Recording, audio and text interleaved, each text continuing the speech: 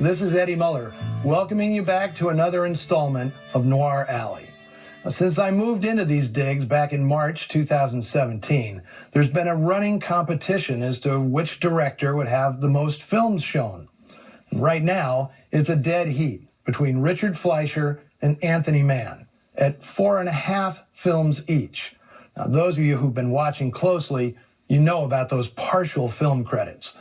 Today, Anthony Mann takes the lead with a film released in 1949, Border Incident.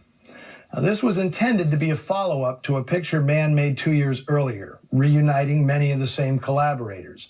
T-Men, a tale of undercover treasury agents infiltrating a nationwide counterfeiting ring, was a surprise hit in 1947 for Eagle Lion Pictures.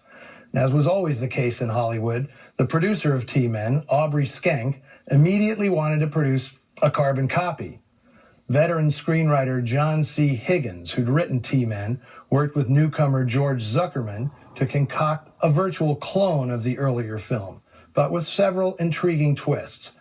This time, the racket was smuggling of illegal aliens across the U.S.-Mexico border to work as virtual slave labor on American farms. One of the investigating agents is an American, the other a Mexican federale. Higgins and Zuckerman called their script, bluntly, wetbacks. It was later renamed Border Patrol, although at Eagle Lion, everybody called it simply T-Men on the Border. And while the picture awaited the approval and cooperation of the Immigration and Naturalization Service, yes, there will be a government-sanctioned narrator, Mann made 2.5 more movies, each distributed by Eagle Lion. 1948's Raw Deal, Reign of Terror, a 1949 version of the French Revolution, and several sequences in 1948's He Walked by Night, which would prove even more influential than T-Men. These films were like fireworks, heralding a major new director, one who could get maximum impact from a meager budget. Well, film executive Dory Sherry was certainly paying attention. He'd just left his job as head of production at RKO in 1948, as soon as Howard Hughes bought the studio. Sherry became the new production chief at MGM, where he raised the hackles of studio boss L.B. Mayer by declaring that the Tiffany studio would concentrate on making hard-hitting films for a lot less money.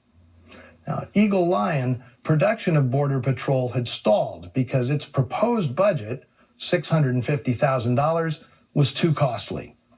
Well, that was a drop in the bucket for MGM, so Sherry paid Schenck $50,000 for the Border Patrol script, provided Anthony Mann was part of the deal. Now, Mann was ready to jump. He'd been directing B-movies at studios around town for 7 years. Making a picture at MGM was his ticket to the big leagues.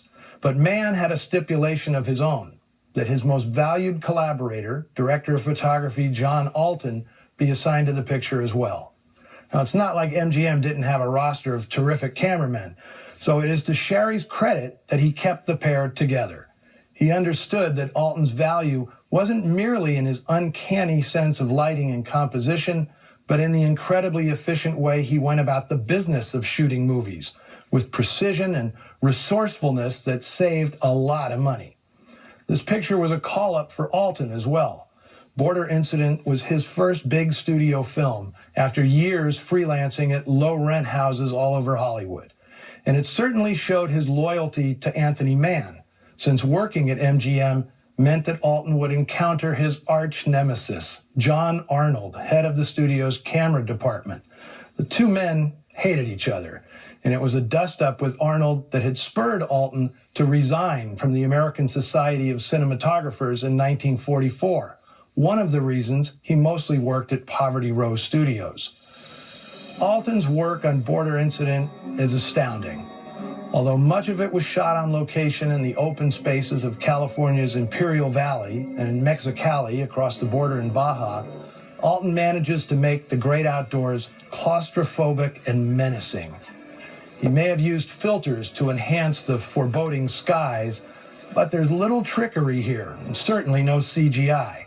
When it came to location shooting, Alton's genius was a combination of patience, waiting for the perfect light, and being fast and facile enough to take advantage of it.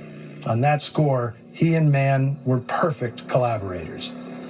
MGM was suitably impressed. Alton would soon be shooting more movies at the studio, including such far from noir pictures as Vincent Minnelli's Father of the Bride, Father's Little Dividend, and the famous ballet sequence that climaxes An American in Paris, for which he'd share an Oscar.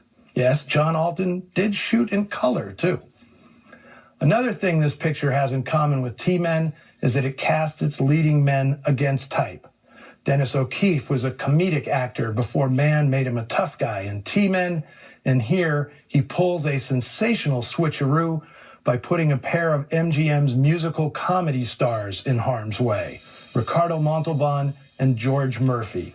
And I do mean in harm's way.